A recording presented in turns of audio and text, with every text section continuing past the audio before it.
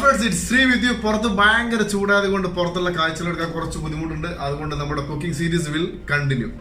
പിന്നെ പ്രേക്ഷകരുടെ പ്രത്യേക അഭ്യർത്ഥന മാനിച്ചുകൊണ്ട് ആഴ്ചയിൽ ഒരു വീഡിയോ എന്നുള്ളത് നമ്മൾ 2 വീഡിയോ ആക്കാൻ പോവുകയാണ്. ഇന്ന് നമ്മൾ ചെയ്യാൻ പോകുന്നത് സ്റ്റഫ്ഡ് ബനാന, അതായത് കോഴിക്കോടുകാരുടെ പഴം നിറച്ചത്. വീഡിയോയിലേക്ക് പോവാം.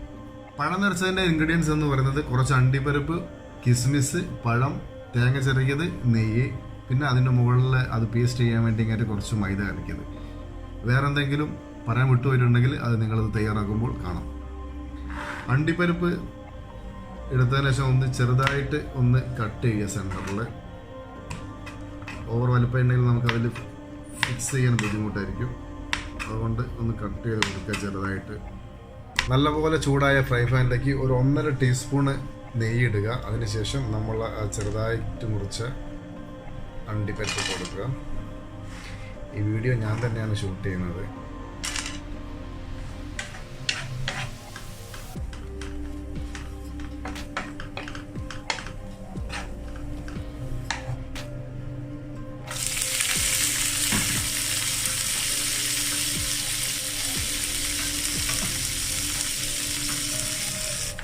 കിസ്മിസ് നല്ല മണിമണിയായി വരുമ്പോൾ ചിരകി വെച്ച തേങ്ങ ഒരു 1/2 കപ്പ് അതിൽ ആഡ് ചെയ്യുക.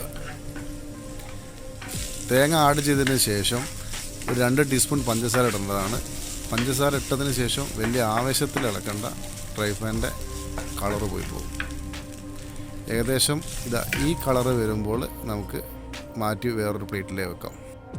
അതിന് ശേഷം പഴത്തിൻ്റെ ഉള്ളിൽ നമ്മൾ എങ്ങനെ നിറയ്ക്കാമെന്നുള്ളത് നോക്കാം.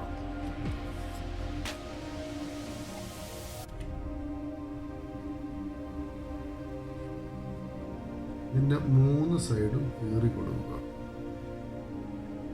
കീറുമ്പോൾ ഇതിൻ്റെ എൻഡിലേക്ക് കീറാതെ ശ്രദ്ധിക്കുക.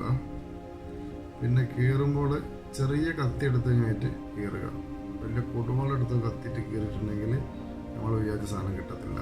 പിന്നെ ആദ്യം തന്നെ പോയിട്ട് ഇതിൻ്റെ 2 എൻഡ് കട്ട് ചെയ്തിട്ടുണ്ടെങ്കിൽ പിന്നെ നമ്മൾ വിചാരിച്ച പോലെ സംഭവം കിട്ടത്തില്ല.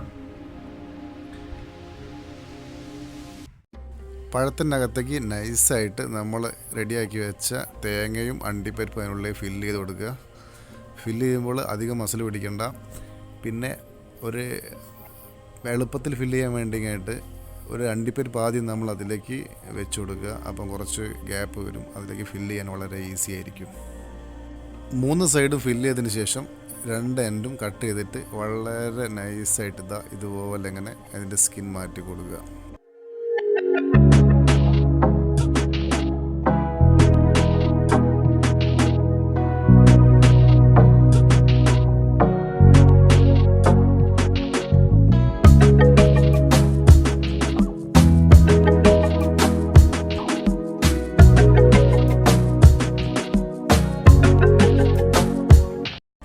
നല്ലപോലെ ഫില്ല് ചെയ്തതിന് ശേഷം നമ്മൾ തയ്യാറാക്കി വെച്ച മൈദ മാവ് അതിൽ പേസ്റ്റ് ചെയ്ത് കൊടുക്കുക. പുറത്തേക്ക് പോകാതിരിക്കാൻ വേണ്ടിയിട്ടാണ് ഇത് ചെയ്യുന്നത്. നല്ലപോലെ ഫില്ല് ചെയ്തതിന് ശേഷം കുറച്ച് ഓയിൽ ഒഴിച്ചിട്ട് അതിലേക്ക് നമ്മൾ ബനാന ഇടുക. ഏകദേശം ഈ കളറായി വരുമ്പോൾ നമ്മുടെ സ്റ്റഫ്ഡ് ബനാന റെഡി ആയിരിക്കുകയാണ്. പഴം നിറച്ചത് റെഡി. കാണുവാനുള്ള ഭംഗി പോലെ തന്നെയാണ്, നല്ല ടേസ്റ്റുമാണ്.